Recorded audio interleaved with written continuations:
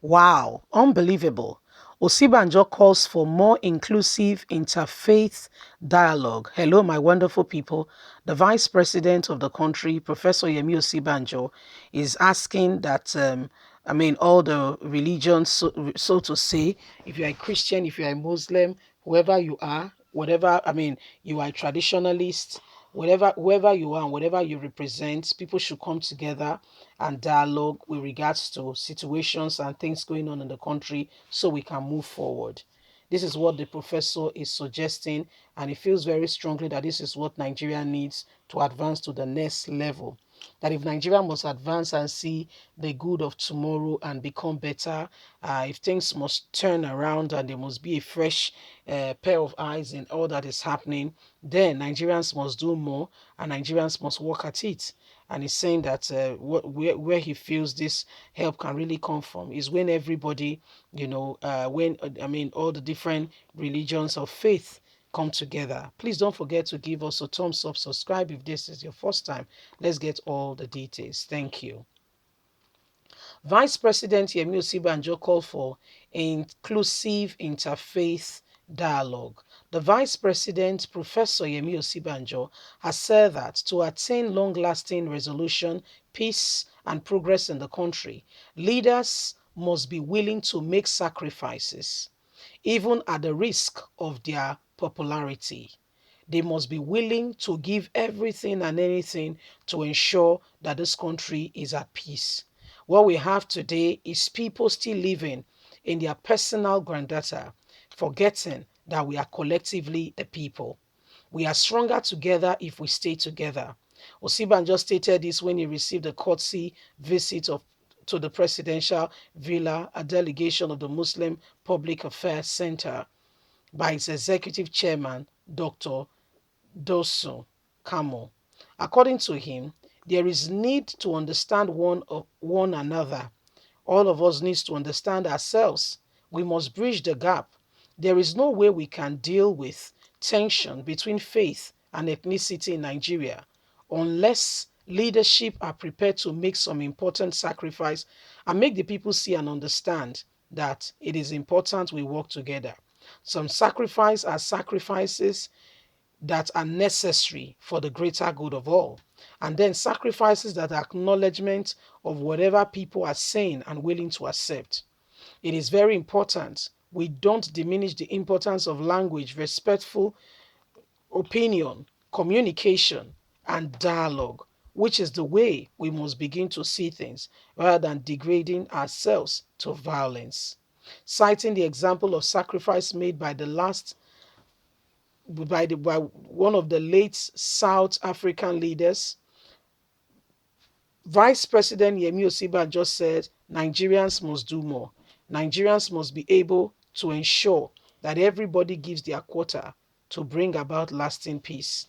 Wherever you find yourself, a bishop, an imam, whoever you are, we must all do more to ensure that Nigeria gets true peace. And it is the duty of every one of us, not some people. If we must acknowledge one another in a respectful manner, we will go far by working together instead of undermining one another and being disrespectful to one another. So, my wonderful people, this is what is happening. Vice President Professor Yemi Osinbajo, in his opinion, he feels very strongly that the religious body has a lot of work to do. If Nigeria must remain as one, the religious body has a lot of work to do because the current situation and everything that is happening in Nigeria shows that everybody must put their own, must contribute their own quota to bring about lasting peace. And in his opinion, if this lasting peace is to come, then everybody must work at it. We cannot undermine one another. We cannot, begin to say, oh, this one is more important, that one is more important. Mutual respect for one another goes a long way. Mutual respect.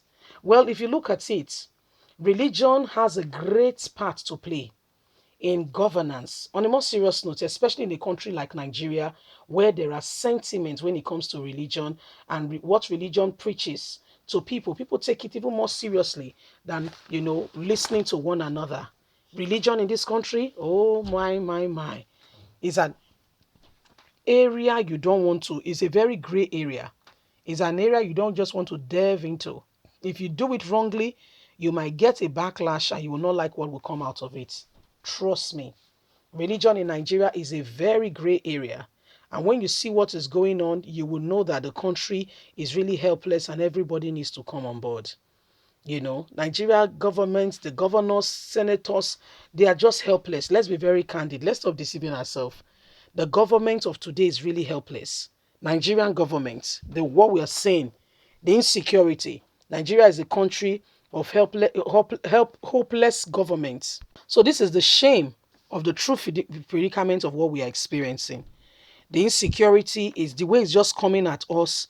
We are wondering. But again, you know, General Sani Abacha said something. Late General Sani Abacha, though a dictator, but if you keep thinking about that matter they talked about and how the thing has played out, to a large extent, there are some truth in what he has said. Yes? Now listen. General Sani Abacha said, if something is going on in the country, in the community, and it continues for more than 24 hours, the government has a hand in it.